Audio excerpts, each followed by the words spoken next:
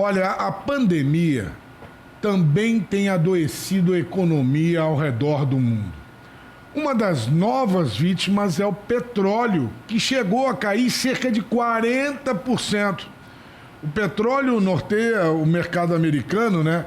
Para se ter uma ideia, caiu mais de 90%, chegando ao menor nível da história. Em meio a tudo isso, a Petrobras vai reduzir em 8% o preço do litro da gasolina e em 4% o do diesel nas refinarias. Com a gente, já dentro dos estúdios aqui, Marcos, economista. Marcos, muito obrigado por você estar aqui. Há pouco tempo nós estamos pagando R$5 o litro da gasolina, era quase um assalto à mão armada. Só que agora ninguém anda mais de carro e o preço começou a cair. A gente já sabe que o petróleo está findando, né? Segundo informações, em 2020 acaba o petróleo no mundo, não se encontra mais novos poços de petróleo, por isso a indústria já está indo para aquela linha de vidro, principalmente, né, das PETs, né? Estão indo para a linha de vidro porque sabe que o petróleo vai acabar. Eles tentaram uma reação agora de segurar a produção de petróleo para ver se sobe. Não resolveu, né? Boa tarde, obrigado por estar aqui. Muito obrigado. É que o costume, quando diminui o consumo, é a OPEP se reunir e diminuir. Só que diminuir a produção. A produção, só que está acontecendo um conflito entre países. Então, isso já ocorre há quase um mês, né? E os reflexos maiores estão ocorrendo hoje com porque as operações futuras de petróleo, que nos Estados Unidos chama WTI, que é diferente do Brent, ele está negativo por quê? Porque tem muito estoque, então é mais barato você entregar o petróleo do que você armazenar. Então, por isso que ele deu negativo, menos $37 no dia de hoje. Menos $37 o barril de petróleo. Que isso? Nós já chegamos a ter aqui $100 o barril de petróleo. A R$5 o dólar, nós estamos falando de R$500. Que loucura isso, né? Mas é uma tendência a curto, longo prazo? Como é que fica, Marcos? É curto prazo porque, por exemplo, o Brent, que é o petróleo no mundo, que é o da Petrobras também, ele é comercializado a $25 o barril. 25 alguns quebrados, tá? É que como o WTI é nos Estados Unidos e basicamente do xisto, como o custo está muito alto para extrair e o preço está lá embaixo, hoje foi negativo porque assim, você tinha que entregar hoje a operação. Sim.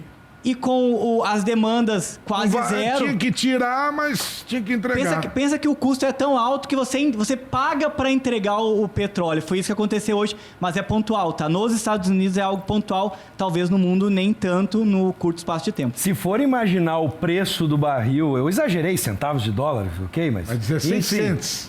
Agora se você imaginar que o preço desse barril tem gente pensando em refinar em casa, mas não é tão simples assim, tá? Não vá se empolgar. Mas a questão é essa, para a gente fazer uma análise sobre... No primeiro momento, todo mundo aqui está feliz porque o tanque baixa, né, o preço do tanque e tudo mais. Mas se a gente for somar, né, com a redução que vai entrar em vigor amanhã, que o Bogado acabou de anunciar, que outros setores vão sentir essa pressão de oferta e demanda e por que, por exemplo, esses setores...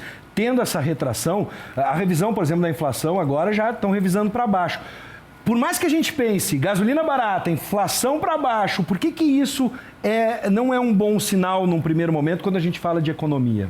Sim, porque hoje em dia quase tudo é derivado do petróleo. A gente sabe que os avanços da tecnologia estão aí para a gente, ao longo dos anos, fazer uma certa modificação e diminuir o petróleo. Mas hoje em dia a nossa realidade no mundo atual é uma utilização muito grande do petróleo. Mas como todo mundo está em casa e como até os aviões também estão em solo, né? É engraçado que hoje em dia, quando você vê um avião no céu, você até acha algo diferente, Eu vi esses dias um helicóptero passeando por Congonhas. Congonhas cada 2 minutos vazio. Os aviões no pátio. Eu falei, meu Deus, isso é problemático. Sim. Deixa eu completar essa pergunta do Bibas. Essa deflação que está por vir, como você disse, tudo aqui, se você botar a mão aqui em tudo que a gente está, é derivado do petróleo, do polipropileno, etc. Será que nós não vamos ter, com esse preço mais baixo, talvez alguns insumos para a indústria com preço melhor? Sim, com certeza. Por exemplo, a Braskem, que é aqui nossa aqui vizinha, hoje até a ação chegou a ficar positiva, né?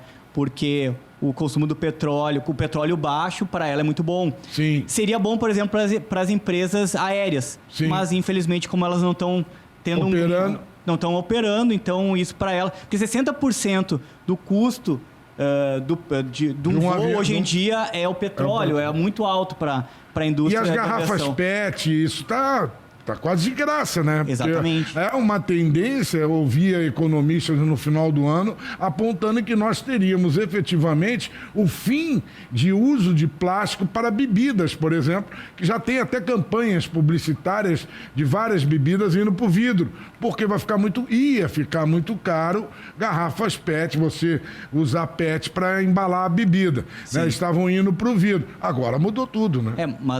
Mas ainda é mais barato, tá? Então, por exemplo, hoje no Brasil, o alumínio ele é quase 100% reciclável, né? Sim. Só que o custo que tem para a indústria, você vender uma água num copo de alumínio, como uma garrafinha de refrigerante ou de cerveja, ele é maior. Mas eu falo do vidro, né? O vidro é extremamente competitivo. Né? Aí começa a ficar mais competitivo. Mas ainda assim, por anos de produção pela garrafa PET... ainda assim é mais barato para a indústria. Por isso que eles ainda não estão fazendo toda uma mudança aí já tem vidro. Campanhas publicitárias, já para mudar o comportamento do consumidor para poder ir para a garrafa, porque estava caríssimo você ter garrafas PET para botar água, por exemplo. Né? Sim, até para as empresas também, sendo ecologicamente mais correto, né? Até para o consumo também... você como uma pessoa, né, antenada no que está acontecendo na parte da economia e também na parte da ecologia, você acaba tentando consumir algo que seja reutilizável. Não tem a dúvida. Mas às vezes quando tem uma alteração de preço muito grande, você vai lá comprar uma água a R$2 e uma água a R$1, você acaba comprando de um. Não tem a dúvida. Né? Mas quando chegar mais perto do preço, como até se referiu, né, de começar a chegar mais perto do preço da PET, aí sim você vai dizer, não, para isso aqui eu vou estar ajudando a natureza. Né? Eu entrevistei um dos sindicatos petroleiros e eles já confirmam que o petróleo acaba esse ano, efetivamente não é acaba, não. Acaba a descoberta de novos poços de petróleo. O último é na África do Sul, ali na costa da África do Sul, e acabou o petróleo. Quem tem, quem não tem, joga fora. Agora, deixa eu só... O trabalho de prospecção de petróleo ele começa a ser encerrado porque as reservas já foram identificadas. Isso. Nossa extração de petróleo é caríssima, né? O nosso pré-sal, ele para extrair é muito mais caro que qualquer outra operadora no mundo. Será que vamos conseguir melhorar a produtividade, mesmo ainda sendo muito caro extrair petróleo no Brasil, mesmo do pré-sal? Sim, não, eu acredito que sim. A Petrobras, tanto que assim, a Petrobras ela costuma importar o petróleo e ela não está fazendo isso atualmente. Sim. Né? Então, o bom da Petrobras é que ela vende para o Brasil, né? Então, quer dizer, e ela não tem concorrente. Sim. Então, isso para ela é muito bom, né? Mas isso para nós, às vezes, não é tão positivo. Porque a livre concorrência, por exemplo, nos Estados Unidos, você encontra várias empresas que produzem petróleo. Aqui, quem faz a extração é basicamente a Petrobras. Eu tinha o número dos sindicatos petroleiros que no Brasil, para extrair um barril, estava na faixa de $30. Perfeito, é isso aí. Enquanto a Shell, as outras concorrentes, estavam tirando a $15, $18. Quer dizer, o nosso petróleo soma ainda o caro. problema do refino também. Isso é bom a gente entender que o petróleo ele não vai direto do seu tanque de gasolina. Tem a questão do refino. Mas eu quero trazer uma outra perspectiva, Bogado, agora geral, além da gasolina e também incluindo o cenário de deflação.